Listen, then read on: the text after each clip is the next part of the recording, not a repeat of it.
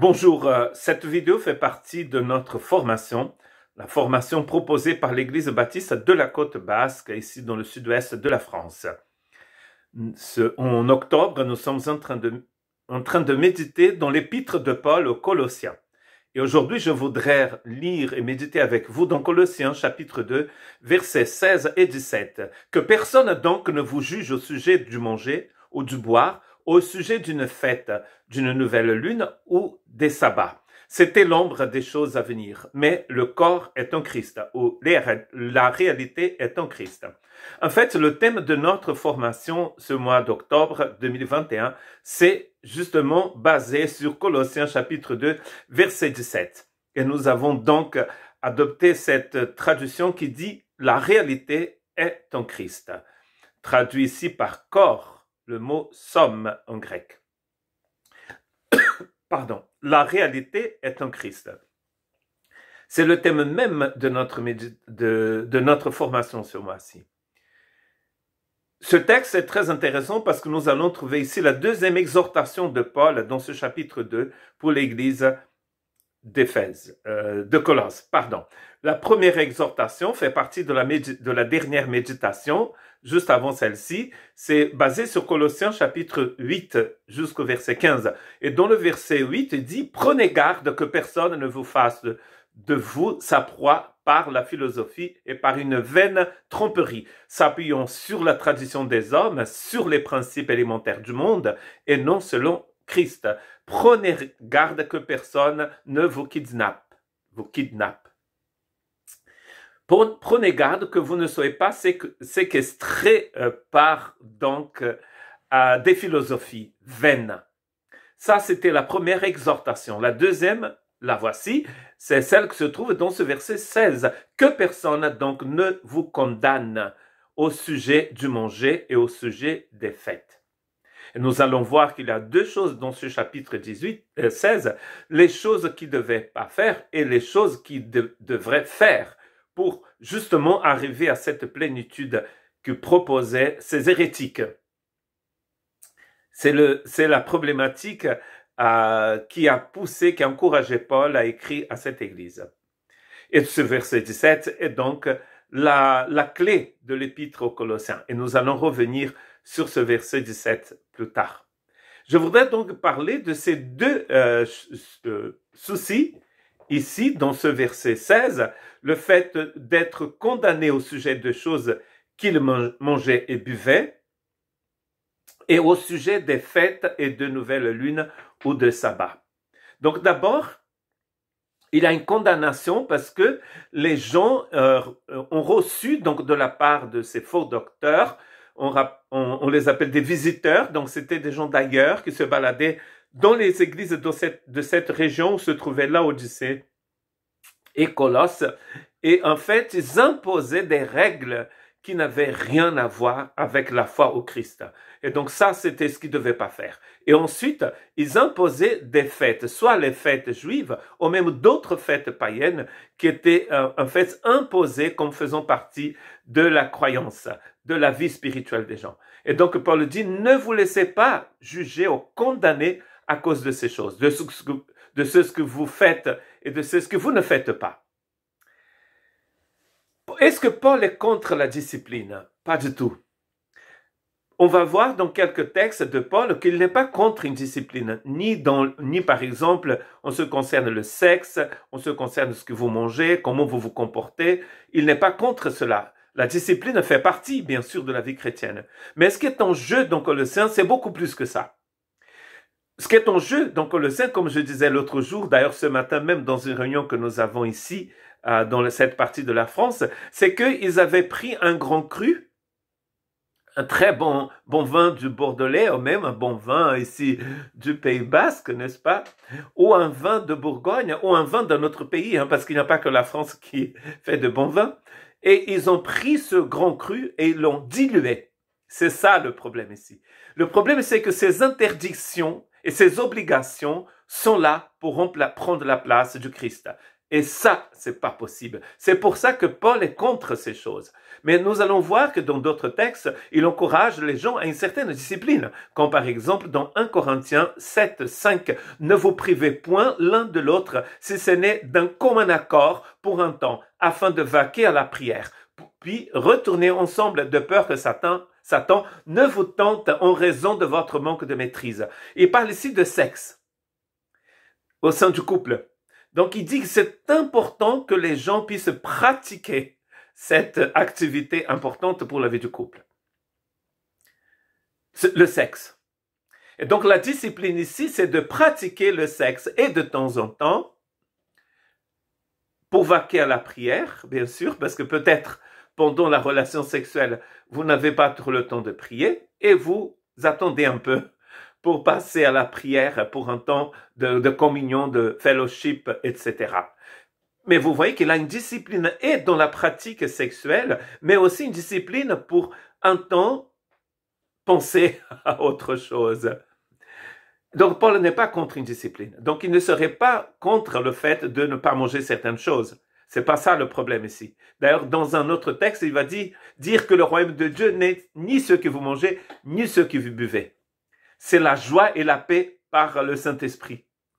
Un autre texte connu aussi de Paul dans 1 Corinthiens 9, 24 à 27 dit « Ne savez-vous pas que ceux qui courent dans le stade courent tous, mais qu'un seul remporte le prix. Courez de manière à le remporter.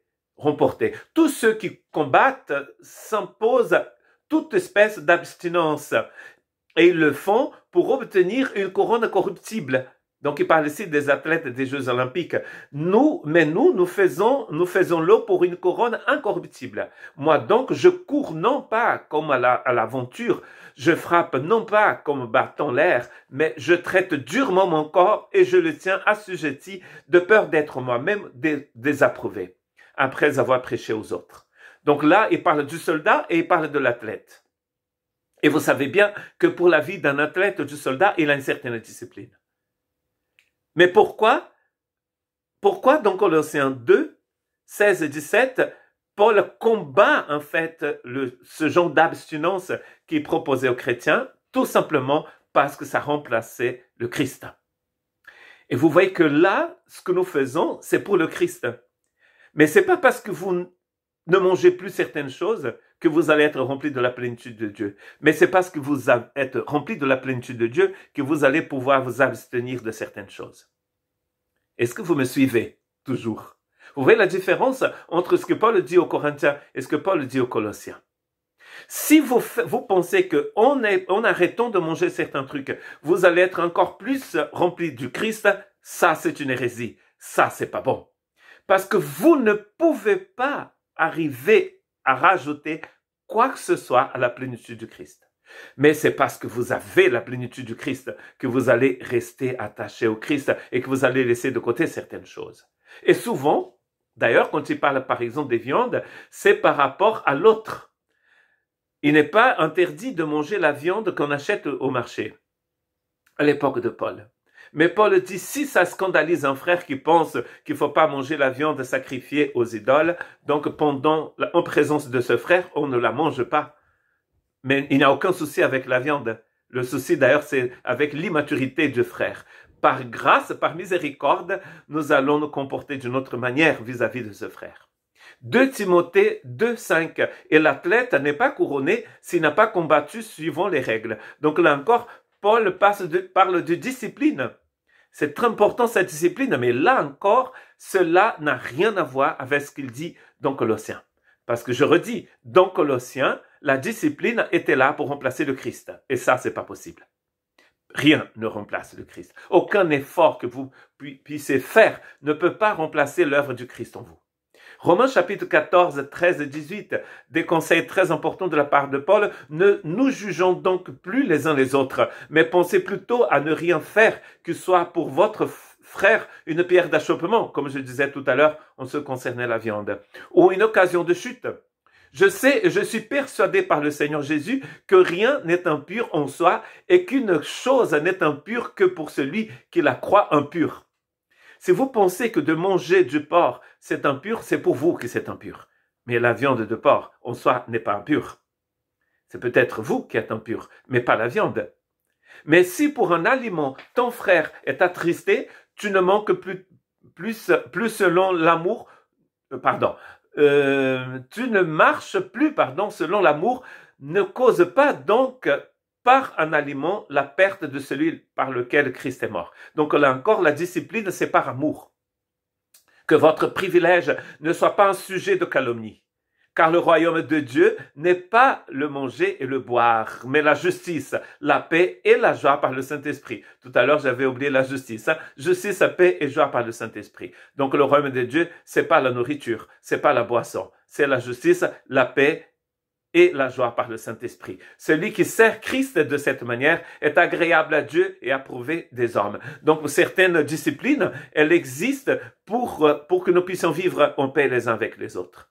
Mais cela ne rajoute rien à votre maturité spirituelle. Si vous arrêtez de manger de la viande, si vous mangez de la viande, c'est pas pour cela que vous allez être plus proche du Christ. Et dans Colossiens, c'était ça le problème. Il disait aux Colossiens, vous ne pouvez plus boire ceci, ni manger cela. Sinon, c'est foutu pour vous. Et ça, c'est pas vrai. Quand on le fait, c'est pas pour les mêmes raisons que dans Colossiens 2, 16 et 17. Donc, la première partie, c'était ce que eux, ils devaient pas faire. Et la deuxième partie, c'est ce que on obligeait ces gens de faire. Et c'est la partie, donc, des fêtes. Ils devaient observer toutes ces choses. Et pour répondre à cela, Paul va dire dans le verset 17, c'était l'ombre des choses à venir, mais la réalité est en Christ. L'ombre des choses à venir. L'ombre, c'est pas la réalité. Vous ne pouvez pas toucher l'ombre.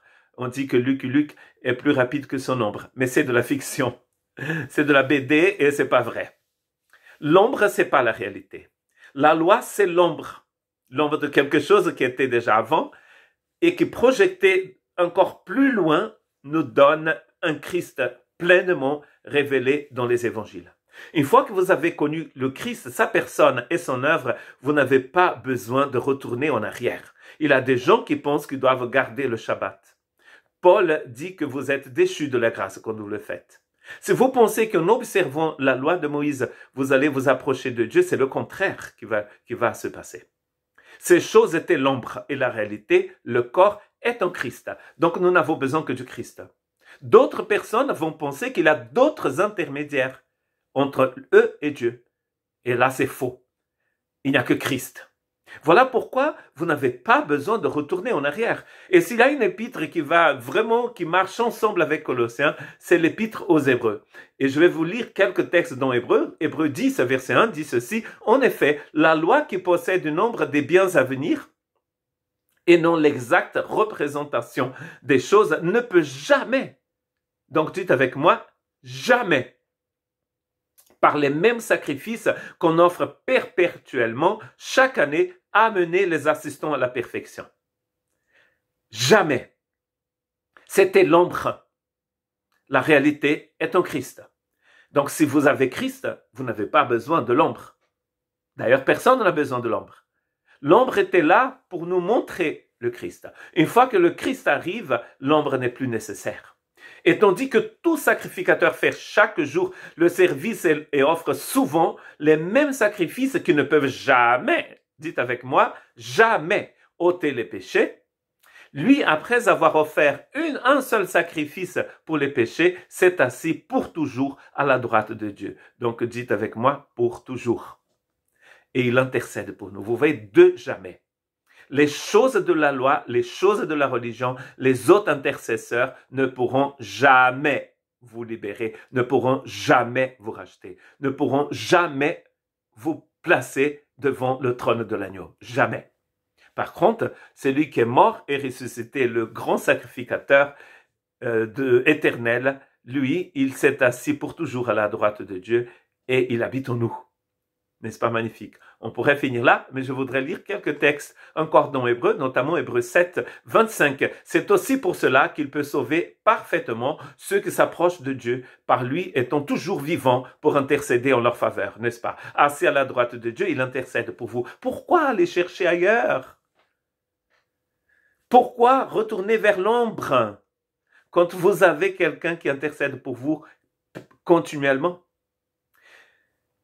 Et Hébreux chapitre 8, verset 5, il célèbre un culte, image et l'ombre des choses célestes. C'est la deuxième fois dans cet épître où il parle de l'ombre. Le même ombre mentionné par Paul dans Colossiens 2, 17. Et soin lui fut-il dit que de tout faire après le modèle qui t'a été montré sur la montagne. Voici l'ombre.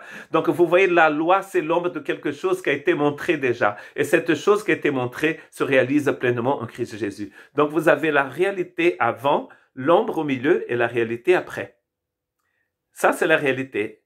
Ça, c'est la réalité. Et au milieu, vous avez l'ombre. Pourquoi retourner à l'ombre? Rester attaché à la réalité. Mais maintenant, Jésus a obtenu un ministère d'autant supérieur qu'il est le médiateur d'une alliance plus excellente qui a été établie sur des meilleures promesses. Et nous avons 3 mots importants qui sont la clé de l'épître aux Hébreux. Nous ne sommes pas en train d'étudier l'épître aux Hébreux, mais celle aux Colossiens, mais nous pourrions étudier Hébreux aussi, en ce qui concerne le Christ. Elles disent la même chose, ces 2 épîtres. Donc là, il a un ministère supérieur, il est un médiateur d'une alliance plus excellente, et il a établi sur des promesses qui sont meilleures, supérieures, excellent, meilleur. 3 mots qui résument l'épître aux Hébreux. Et je m'arrête là. Donc, voyez que quand Paul écrit cette deuxième exhortation du chapitre 2, 16 et 17, il dit à cette église que personne ne vous condamne. C'est vrai qu'hier, vous avez mangé du kangourou. Mais que personne ne vous dit, oh, espèce de pécheur, vous avez mangé du kangourou. Le royaume de Dieu, c'est pas ce que vous mangez. Ah, mais vous n'avez pas observé une telle fête de l'Ancien Testament, une telle fête, la fête de Bayonne, n'importe quelle autre fête, que personne ne vous juge à ce sujet-là. Quand vous êtes en Christ, vous avez tout pleinement en lui. Que Dieu vous bénisse.